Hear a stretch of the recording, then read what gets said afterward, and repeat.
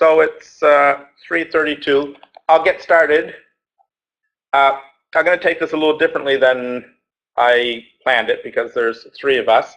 What we'll do is we'll be very casual. If you have any questions or there's something that you would like me to touch on specifically, then just let me know and I'll go off track of the presentation, not a problem. So what we're going to do today is sort of look at rolling around the curriculum, integrating the Sphero. In every school that houses 4 to 6, there should be at least 3 Spheros that were sent out with the innovation and exploration kits. Would be 2 years ago now, I guess. It seems like it was yesterday, but I guess it was 2 years ago.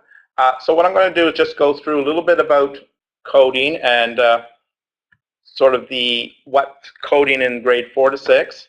Then we'll go into looking specifically at the Sphero and some activities that you could do to help meet those outcomes in 4 to 6. So the first thing we're going to get to do is I'm going to bring up a whiteboard here, and you should be able to write on here. So what I want you to do while we're here, I would like you to do what I know about the Sphero. So what I want you to do is just click there. There's down at the bottom, you should see the T. You should have some icons. Hit the text, and then just bring it up, and then just write what's your comments. And then what I want to know about the Sphero. So put down what I know about the Sphero, and then what I would like to know. So you should have access to the menu at the bottom.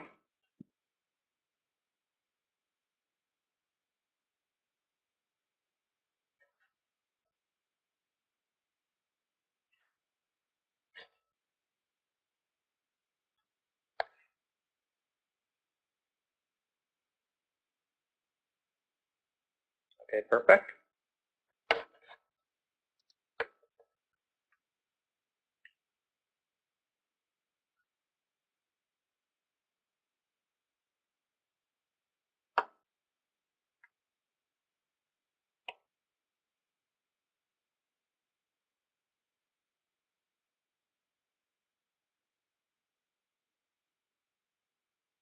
Okay, and then you just fill in what I want to know about the Sphero as well while you're there.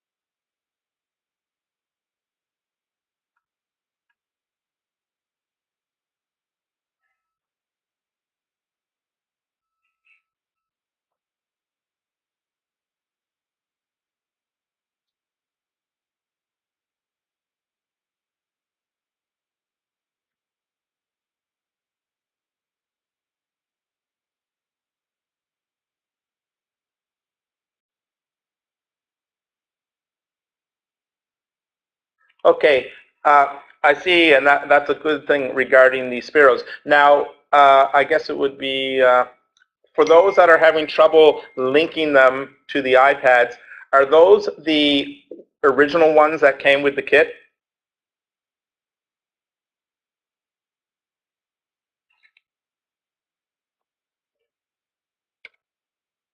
You can just type your response there. So the one, yes, okay.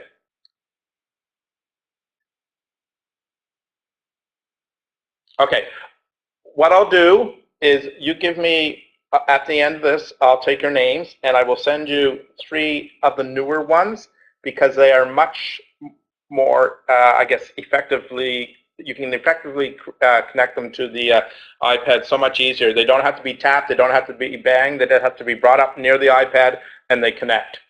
So I will send the 3 of you, 3 new ones to replace the ones in the kit.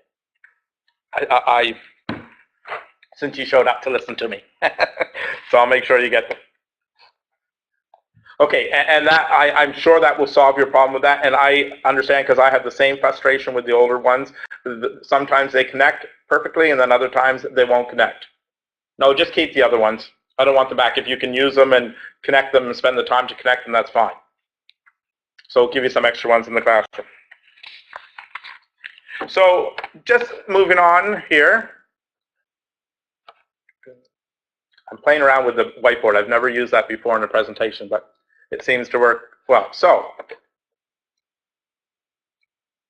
looking at some of the reasons why we sort of teaching coding, and we're not teaching coding to make all our students programmers. Okay, there's other, I guess, side effects from teaching coding to students, and some of the ones here that there's just a few that I really like to point out on the 10. This here says 10 reasons to teach coding, but if we think of it, you'll notice there it says problem solving, inclusive. Coding is inclusive. It allows students to take risk. It creates content. The students are creating content, not just consuming content. And also another skill that they develop is teamwork and collaboration. So those are probably, there's 10 reasons there, but some of the ones that I just highlighted are some of the real reasons why we introduce coding. So they're actually getting the benefits of learning how to code. Like I said, they're not all going to be professional coders, but they have that exposure to coding.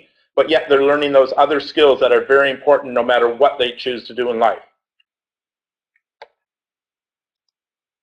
So in 4 to 6, I'm going to ask, are all you teach 4 to 6, between 4 to 6?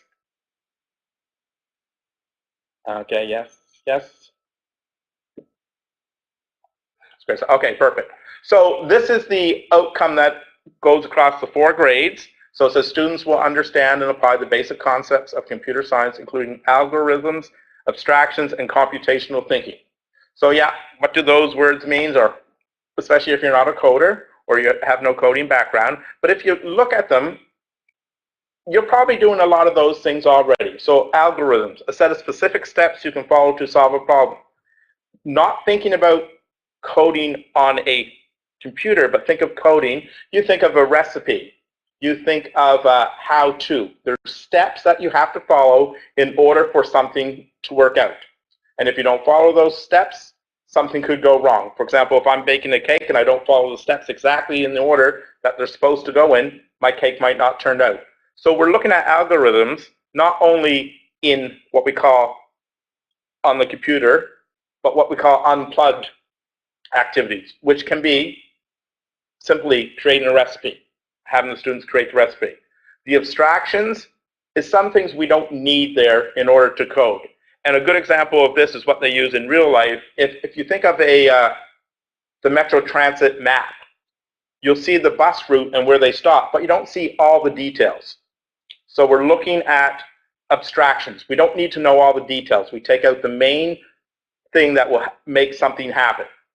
And then the computational thinking, which includes, looking at recognizing patterns, looking at and how to think in algorithms, so steps, how to decompose a problem. So if we have an issue that we want to solve, how do we do that?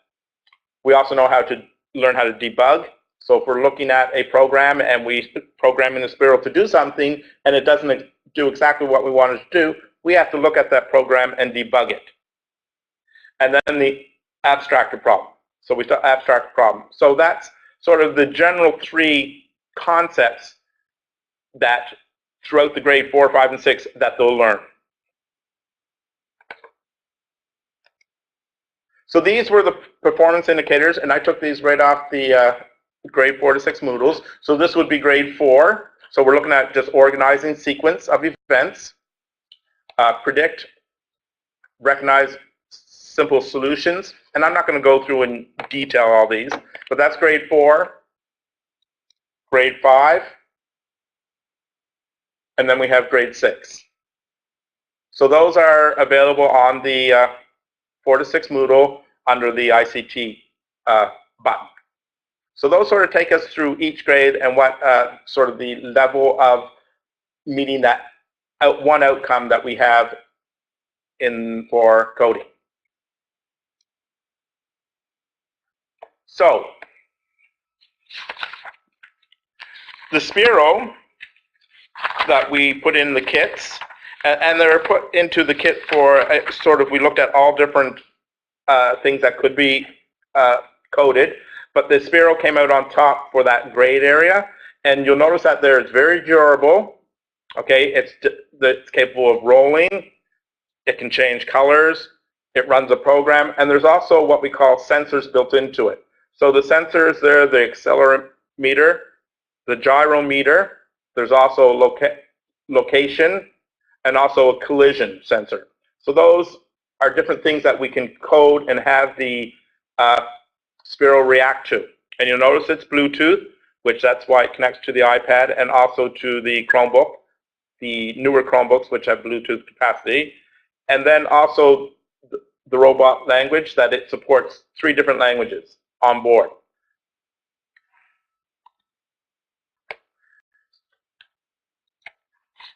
So also too, there's dozens of apps, and I'm not sure what apps have you been using. If you can just type it there, Lindsay and Amy and Jennifer. What apps have you been using for the Sphero? Tickle, okay.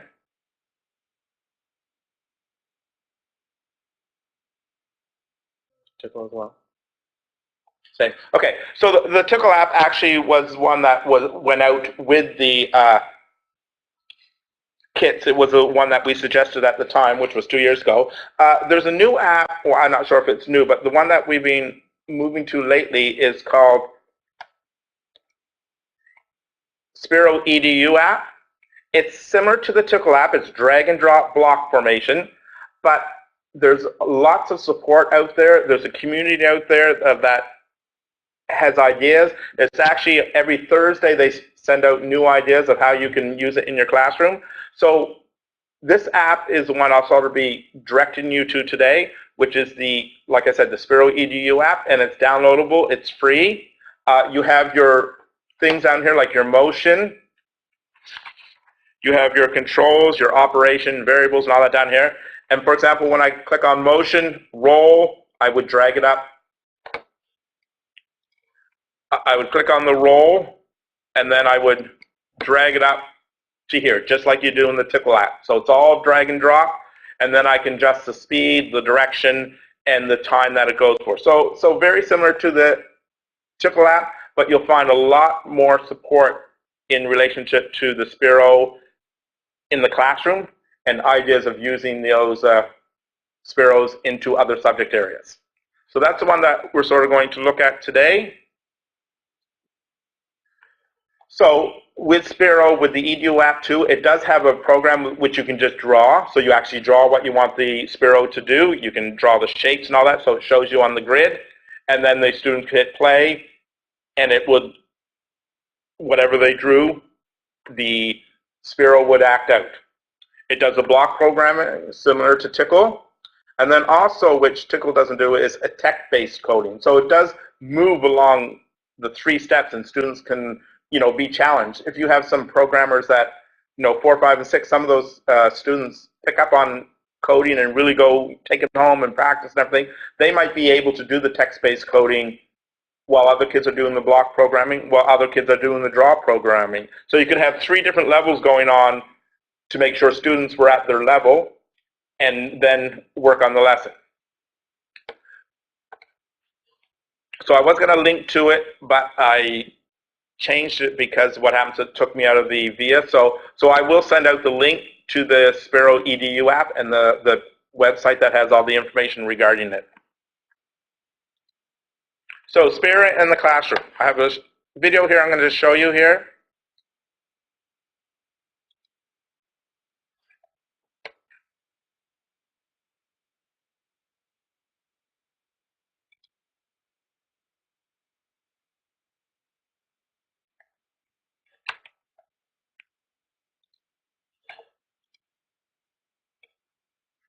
I think the trick is you're really disguising the learning in the fun. There's so much learning that they're getting that they don't even realize. The math, the science, and all the skills, and the coding and the technology that they were creating for themselves.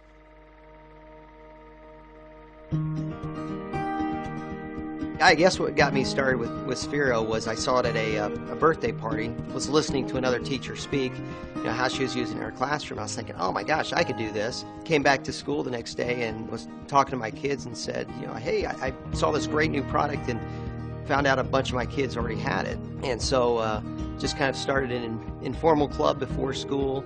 And our club started with probably me and 4, maybe 5 other students. As other students started to see, what we were doing and what we were making, the numbers grew and swelled, and we had, I want to say, 30 plus students by the end of the year.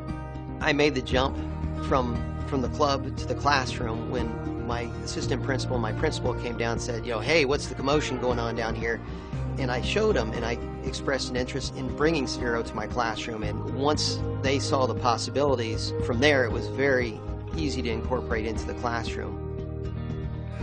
My students love it. We do Sphero just about every Friday, and I've got a big glass head that has a light bulb in it. That is our, hey, today's Sphero day. And when they come in and they see that, they know that they're in for some fun. The kids just jumped into the missions right away. And each and every week, I'd write these impossible missions figuring, hey, they'll never get it. They were just nailing them so quick and so fast that they kept challenging me as a teacher. They're getting everything and they're growing so fast. What can I possibly give them next time? And after a while of scratching my head and going, oh my gosh, what am I going to do next? One of my students came up and said, hey, can I design the next one? I've got an idea. And then that was kind of my eureka moment. It's very rare that you can kind of step back and just go, take it. And for me, it just shows that these kids are capable of so much more than we give them credit for. Some of the missions that they created, they would have to build props for. They would learn 3D CAD design, and they were printing things on my 3D printer. The level of growth without me even pushing them is just amazing.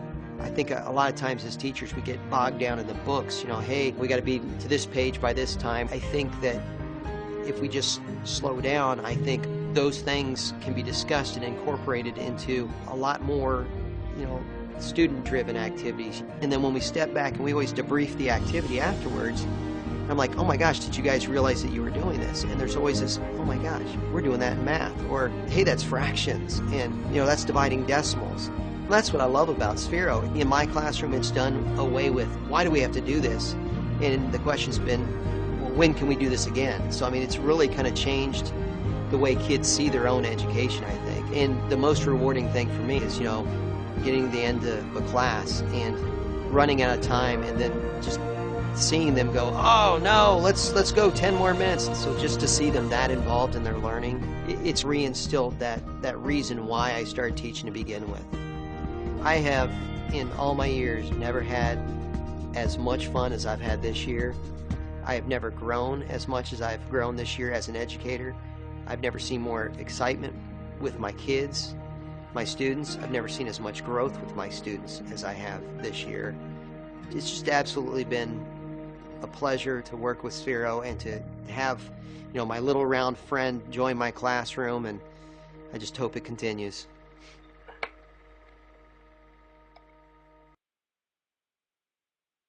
Okay, so that's just a little video introduction to going into some ideas. I have sort of 4 lessons that I'll just go through and show you how they could be used in the classroom.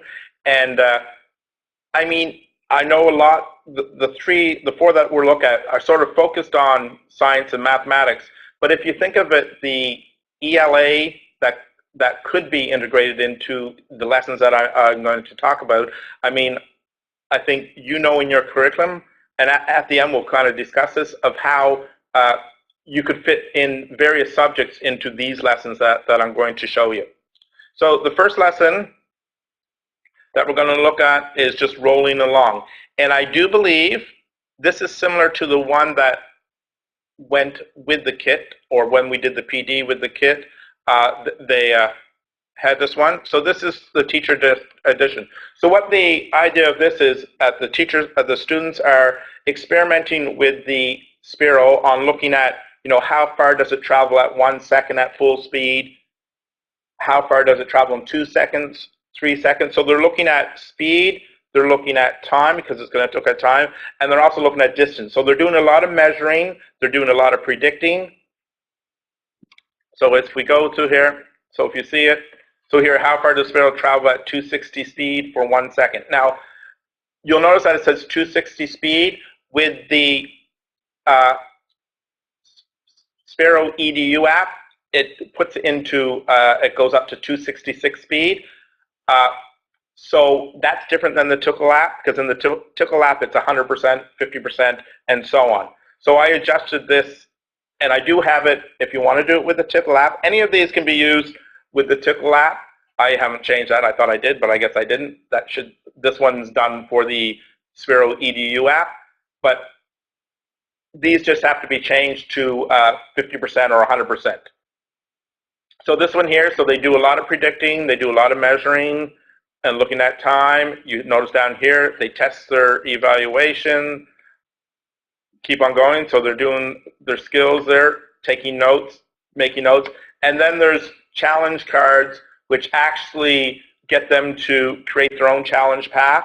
So they have to put down different areas and then create the Sphero to go around to the different tracks. These will all be linked from the Moodle in the 4 to 6 Moodle, and it's under coded resources.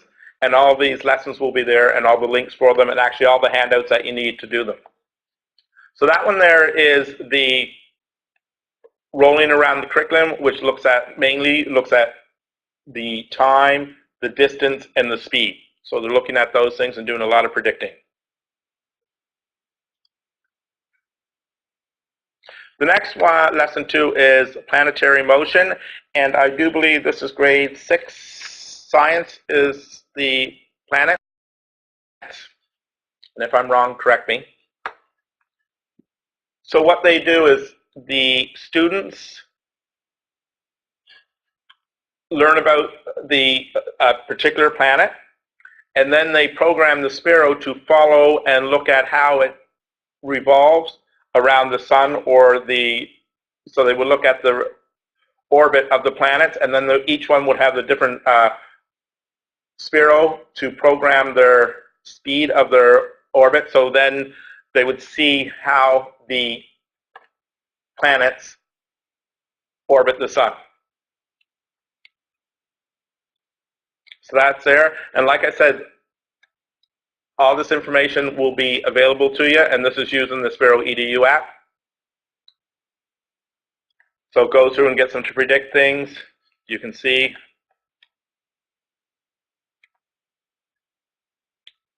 faster and slower.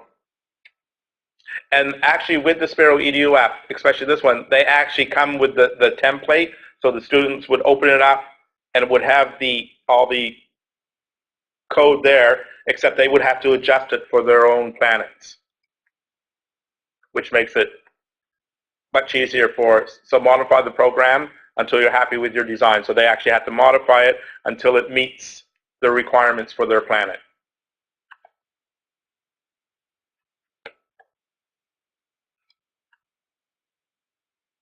The next one is the tractor pull, which fits into force and friction, which I think is grade 5 science.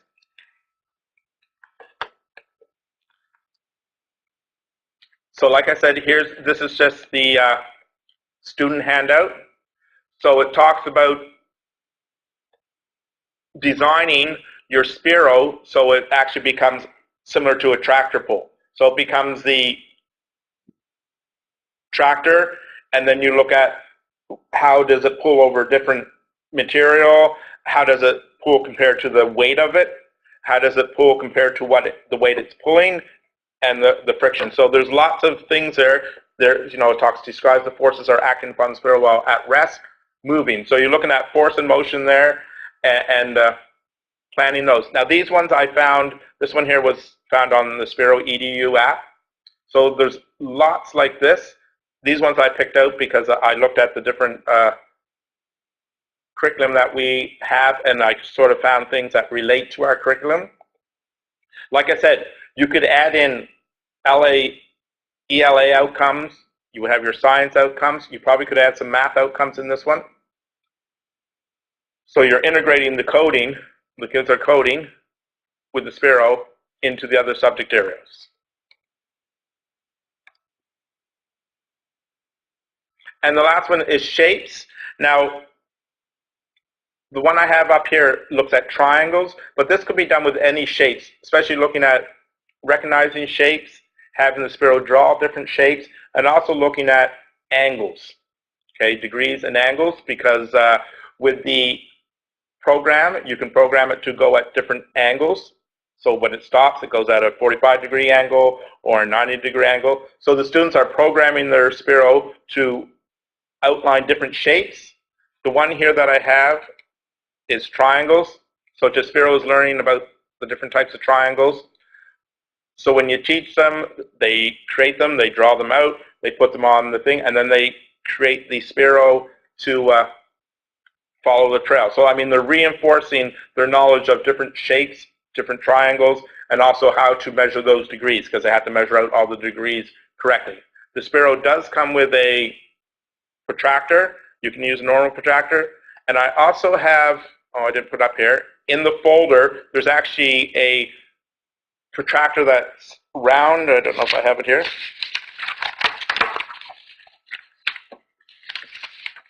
Oh, I must have left it upstairs. But it's a protractor that you can use, especially with the Sphero. It's round, so when you line up the Sphero, it shows what degrees that you want. It's just a 360 degree. So that sort of, those are 4 different ideas that you could use with your classroom. I'm sure that, you know, knowing what the Sphero can do and those different you know, ways that it can be used. It is waterproof. It can be used in water. It can be dipped in paint, and you can use it for art. And, you know, look at different shapes in art. So they could actually program it for a different shape, dip it in the paint, put it on a piece of white cloth, and have it trace out their shape. And each group in the class could do a different shape, and then their art would be their final painting with all the different shapes that they created. So that sort of sums up what I want to talk about. If there's any, you can put questions here. It's hard, but I put lesson ideas. I have another whiteboard here. If you have any suggestions, that maybe something came in to your mind, if you have any questions that you would like to ask me at this time, you can just type them on the whiteboard here, and that way I have them and I can print them off. Or I know, I forget who has the mic.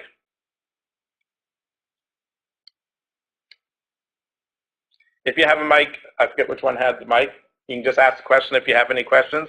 Are there any questions or anything else that you would like to know about the Sphero and how to use it in your classroom?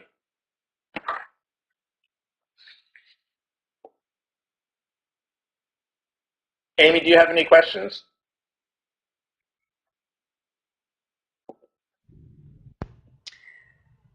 No questions, but I like that app sends the activities each week that you can do. Excellent. It has like a whole website full of ideas, and it actually has a code there as well, so you can download it and then adapt it or have the students adapt it to what you're getting them to do.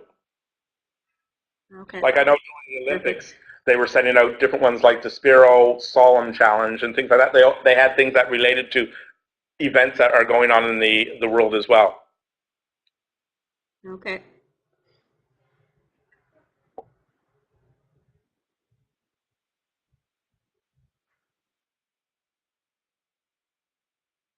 Oh, thank you. And I will get you, each of you, 3 Spheros, and I'll send them to your school with your name on them. Thank you. Yeah, there's one I know. There's one in on water, and it, you know, describes how can you make it move better in water. They build things around it with the waterproof. It could be the I forget the sticks. Certain sticks you can use. Also, too, there's one there where they look at structures and build a bridge, and then they have to make the Sphero cross the bridge and make sure it mobilizes it. That would be neat to try. Okay, that's good. I will look at the preferential sharing. I do have a link, like I said, from the 4 to 6 Moodle. I don't know if you've been back there since. Sometimes it's hard to get there, but there is it's coding resources, and if you click on that, there's some general resources for teaching coding, like unplugged activities, like I said about the recipes, or even Battleship is a form of unplugged coding. So there's lots of things in there to work with the kids, and there's also like the Sphero activities that we've done today, and also there'll be a link to, if we go back here to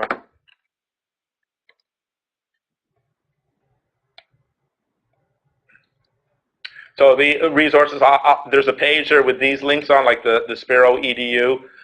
Code BC has a lot on, because they do coding in their curriculum as well. There's a lot of just general resources there for Scratch, for all different types of coding. And then the Hour of Code, there's actually a Sphero resources as well, just for the Hour of Code. So those links will be on from the website. I will also put this presentation on the coding resources as well, so it's there if you want to look at it, or if you want to go back and just if you forget where to get things from. So if there's nothing else, if no one has any questions, please feel free to contact me anytime if you have any questions, or maybe if you might like a little support in the classroom. I do have free consultants that I would send out, or one to send out just to help you, support you in the classroom if you need it.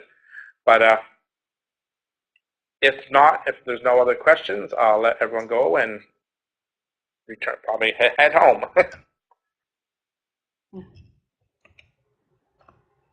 You're welcome, Amy. And Lindsay and Jennifer. Okay, take care, and keep an eye out for your Spheros. I will be sending them to you, so make sure they get to you.